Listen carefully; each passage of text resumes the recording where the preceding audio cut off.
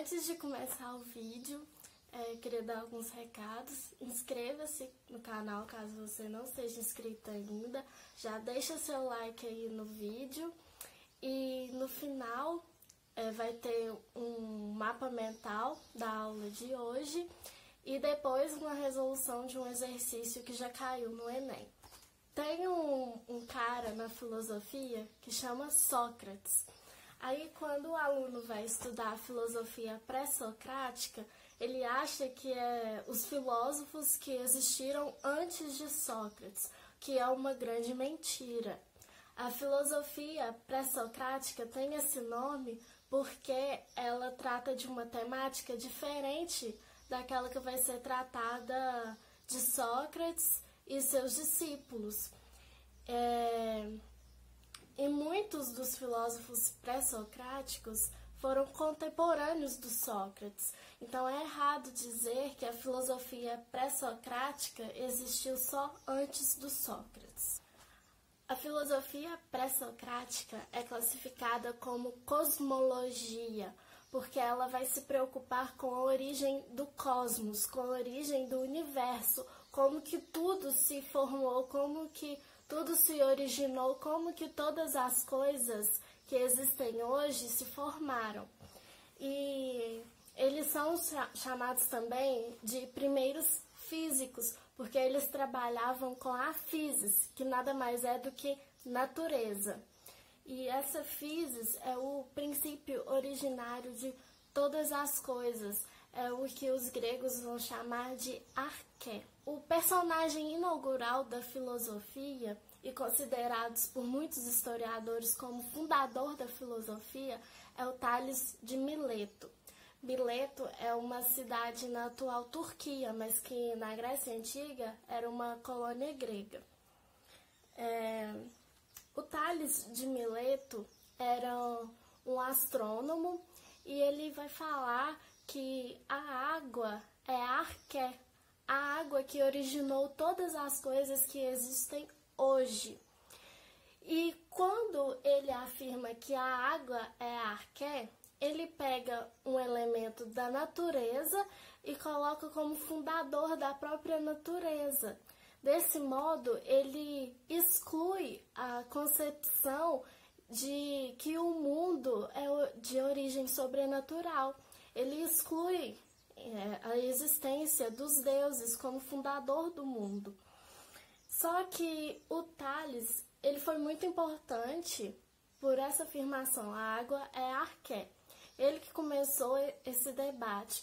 No entanto, ele não explica como que a água se transformou no universo. Ele não explica a transformação da água em sol, da água em lua. Ele não explica essa transformação do uno ao múltiplos. E quem vai começar essa explicação do uno ao múltiplos são dois de seus discípulos, Anaximandro e Anaxímenes, ambos discípulos de Tales e de Mileto também. O Anaxímenes afirma que o ar é arqué, o ar que originou todas as coisas que existem hoje em dia. E ele vai explicar a transformação do arqué ao cosmos por meio da ausência do ar, ausência de forma do ar. O ar não tem forma. Então, por meio disso, por meio dessa afirmação, o ar não tem forma, o ar pode se transformar em qualquer coisa que ele quiser.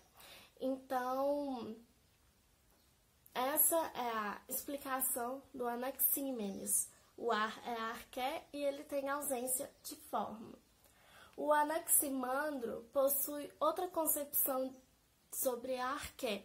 Ele diz que o apeiron, que é a arqué. O apeiron é a separação de contrários.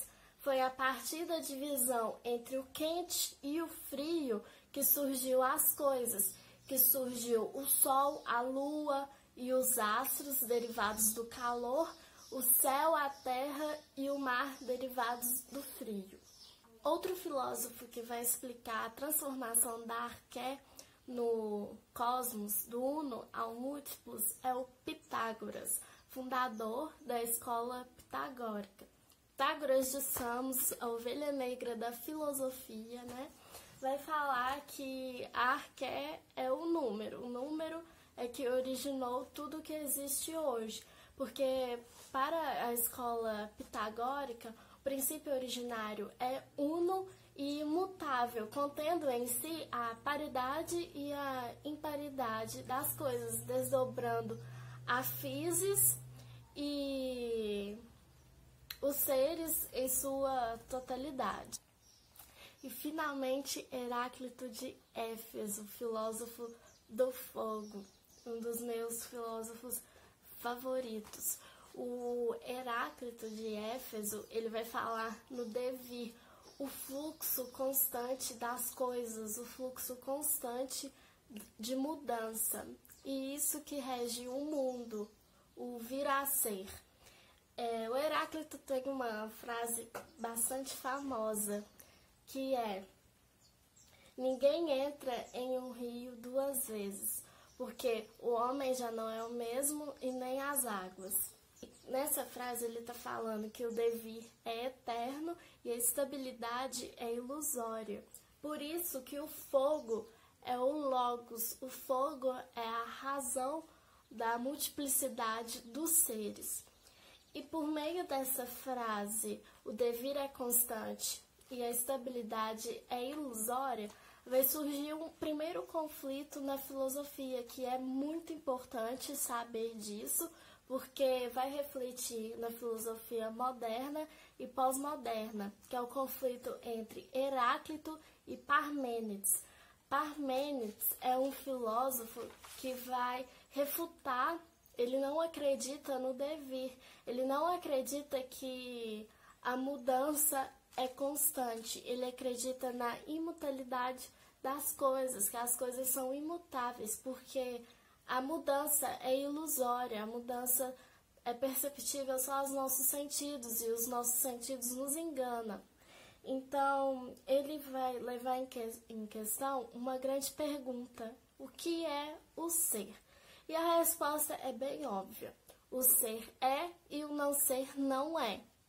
O que ele quis dizer? Que o ser humano sempre vai ser ser humano, ele não vai deixar de ser outra coisa, assim como o universo vai ser sempre o universo. E ele vai falar também que a linguagem pensa o ser, ela não consegue pensar o não ser. Ele fala isso também. Zenão de Eleia vai defender a ontologia de Parmênides, dizendo que os conceitos de mobilidade, divisibilidade, multiplicidade, o conceito do devir, não se sustenta em um discurso racional.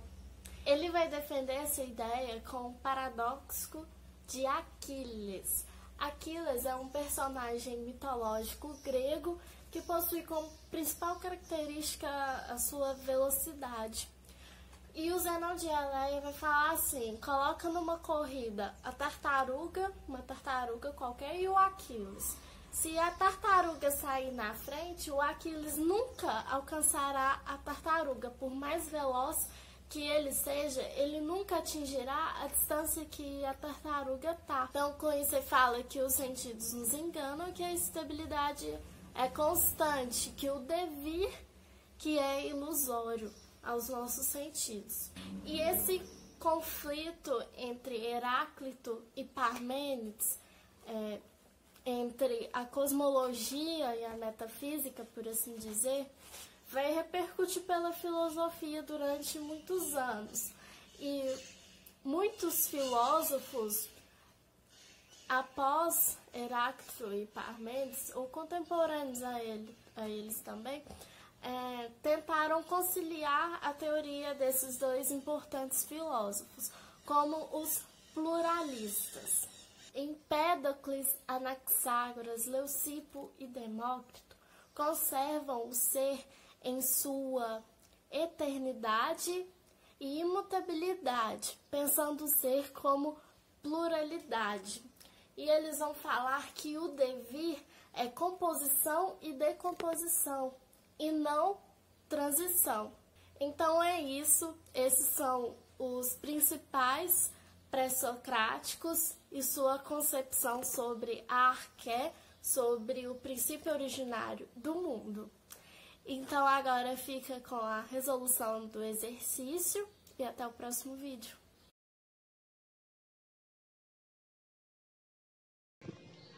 Antes de começar o vídeo, eu queria dar uma dica para quando você for fazer exercícios que tem texto muito grande, principalmente de ciências humanas, que sempre tem texto.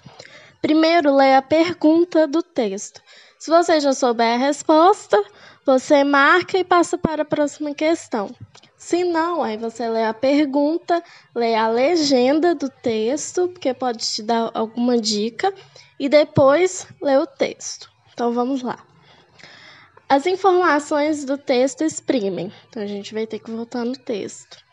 A escola, ou melhor, o conjunto de tendências filosóficas que sucedem o eleatismo e o heraclitismo, tem como principal problema a existência ou inexistência do uno e do múltiplo, do ser e do devir, da imobilidade e do movimento. O século V a.C. vê assim surgirem filosofias ou cosmologias que já não podiam pensar com a mesma ingenuidade com quem pensavam os antecessores de Parmênides e de Heráclito, mas que não podiam aceitar a interdição eleata de investigar o mundo que vemos e no qual vivemos, pois, reduzido ao núcleo duro, o eleatismo se limita a conceder o que pensemos e digamos, apenas e exclusivamente que o ser é e o não ser não é. Seria um mundo visível apenas ilusão, mera opinião dos mortais? Letra A. A solução oferecida pelas escolas pluralistas, a tensão filosófica entre o ser e o devir. Sim, o texto está falando da tensão filosófica entre o ser e o devir, isso é óbvio. Mas não está falando da solução oferecida pelas escolas pluralistas. Não está falando hora nenhuma da escola pluralista. Então, por isso, a letra A está errada. A letra B. A desconfiança de Heráclito e de Parmênides em relação aos sentidos humanos. Não, o texto não está falando dos sentidos humanos para Heráclito nem para Parmênides. Letra C. A importância das teses de Parmênides e Heráclito na história da filosofia. Talvez seja essa a resposta. Letra D. A preservação parcial da ontologia parmenidiana pelo pensamento filosófico posterior. Não está falando explicitamente no texto que as teorias filosóficas posteriores a Heráclito e Parmênides preservaram a ontologia do Parmênides. Isso não está óbvio no texto, não está falando isso no texto. Letra E. A transição da cosmologia e da ontologia para a antropologia filosófica. Não está falando nada de antropologia no texto, então a letra E a gente descarta também.